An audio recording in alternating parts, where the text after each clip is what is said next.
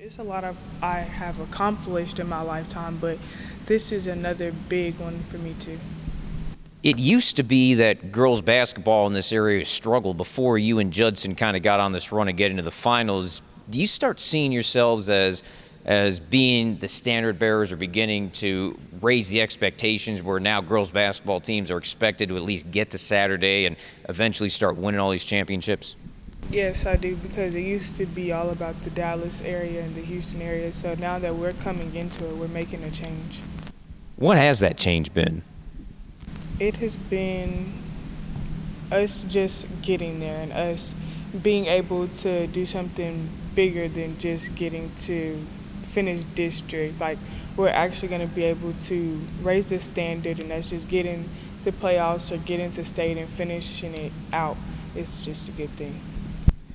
Being the state runners up twice in 3 years, I know you hate not taking home the golden trapezoid, but certainly with this school having been open only about 3.5 years, I mean, that's really setting a bar not only for this area, but that this school is going to... It's a really high bar because before this school opened, it was all about, Dallas, Duncanville, them getting there. We never really talked about 5A.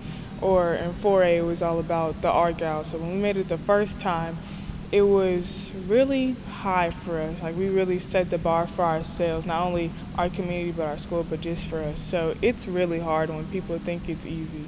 When you all got the silver trapezoid for being the state runners-up, is we're used to seeing in a lot of sports where teams are excited just to get to the final, or they will they'll be happy with silver. But one of your teammates didn't want the trophy. Does that kind of send the signal not only to you guys, but this school, but the rest of the area, that getting to the state final is now great, but now the expectation is going to be higher? For us at that point in time, at that moment, it wasn't enough. That's not what we wanted. That's not what we came all the way here for. We're a whole bunch of seniors that felt like we disappointed ourselves and everybody. We didn't want to take home a silver trophy. All we wanted was gold. So her not taking it was setting a signal for everybody, saying that this is not what we want, this is not what we came here for, and nobody should settle. It was hard. Everybody was counting on us to make it. We were winning all those games, and then it started hitting reality, like we're in playoffs. So when we were in playoffs, we were just winning, and we had won our game to actually get to the semi-state finals.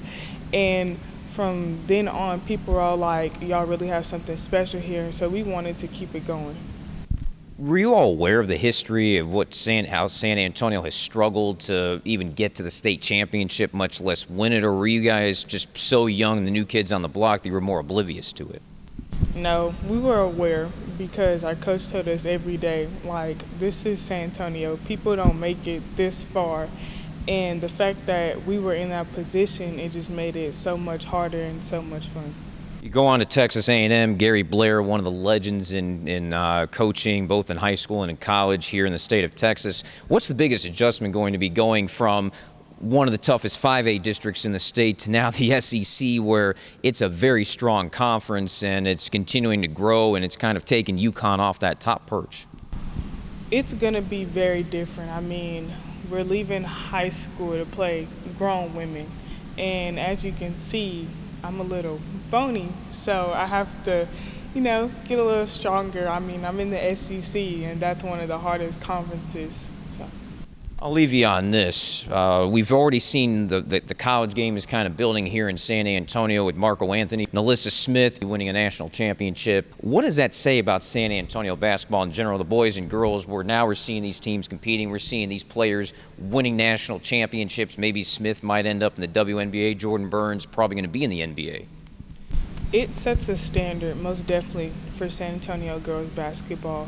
Because once again, it was always about Dallas teams and Houston teams, and now that we've put ourselves in a position, it's just great.